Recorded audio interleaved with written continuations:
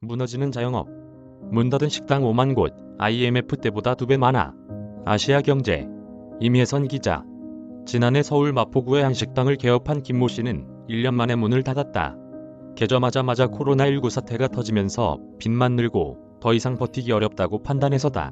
영업하는 동안 단 한 달도 이익을 낸 적이 없었다.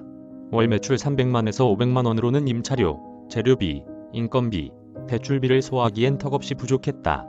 개업 때부터 함께 고생해온 직원들도 줄였고 올 상반기부터 금융권 대출금 이자라도 갚기 위해 저녁에 배달과 대리기사 아르바이트를 했다.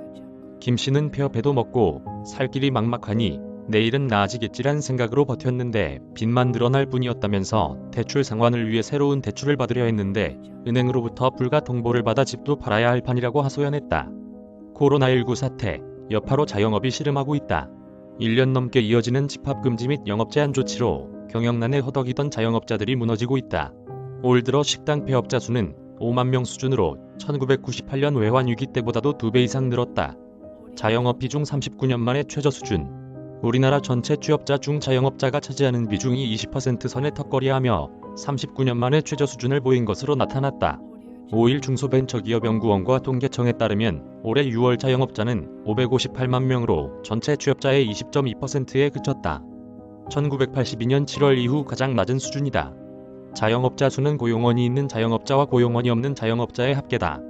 자영업자 중 고용원이 있는 자영업자는 128만 명으로 전체 취업자의 4.6%였고 고용원이 없는 자영업자는 15.6%였다. 노민선 중소벤처기업연구원 미래전략연구단장은 자영업자 중에서 고용원이 있는 자영업자는 30개월 넘게 감소세가 이어지고 있다며 이들의 감소폭이 큰 것이 취업자 중 자영업자 비중을 낮추는 데 주로 작용했다고 설명했다. 근로자 근무 여건도 나빠지고 있다. 한국농촌경제연구원의 자료를 보면 근로시간을 기준으로 했을 때 상용 근로자가 차지하는 비중은 63.6%에서 62.1%로 소폭 낮아졌으나 임시직과 일용직은 높아졌다. 일자리 질을 일정 수준 반영하는 지표인 고용보험 가입업체 비율 역시 2019년 26.6%에서 지난해 25.3%로 하락했다. 임정빈 서울대 교수는 자영업자들이 코로나19 사태와 관련된 경영 불안정으로 인해 상대적으로 해고가 쉬운 임시직 및 일용직에 의존하면서 평균적인 일자리의 질이 하락하고 있다면서 일용직 근로자의 경우 평균 인건비가 크게 하락한 것으로 나타나 생계 부담이 가중되고 있다고 진단했다.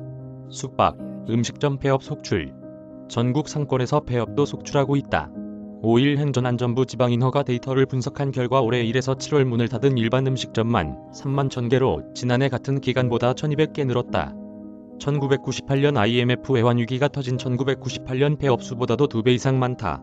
음식점업 폐업은 지난해 9월 이후 빠르게 증가하는 추세다. 지난해 9월 3615개에서 12월 6538개로 늘었다. 12월에는 폐업 수가 창업 수를 넘어섰다. 커피 전문점과 편의점 등을 포함한 휴게 음식점 폐업 수는 12,500개로 전년 동기 대비 15% 늘었다. 창업업체 수는 10% 감소했다.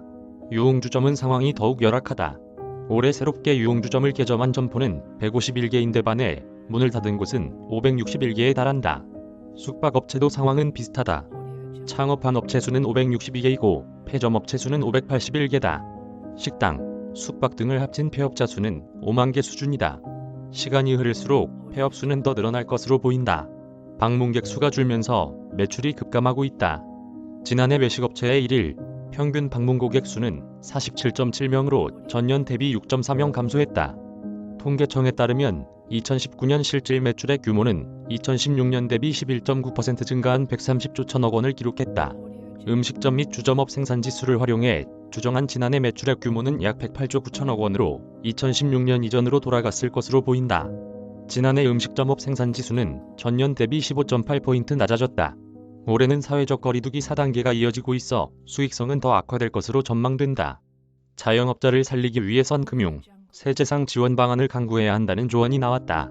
이용선 한국농촌경제연구원 명예선 임연구위원은 영업 능력이 있으나 일시적인 운영자금 부족 상태의 업체에 대해 금융 지원을 확대해야 한다면서 고정적 비용인 임대료 부담은 지속해 부실화가 촉진될 우려가 있으므로 임대료 감축 시 세액 공제와 같은 지원 방안을 마련해야 한다고 말했다.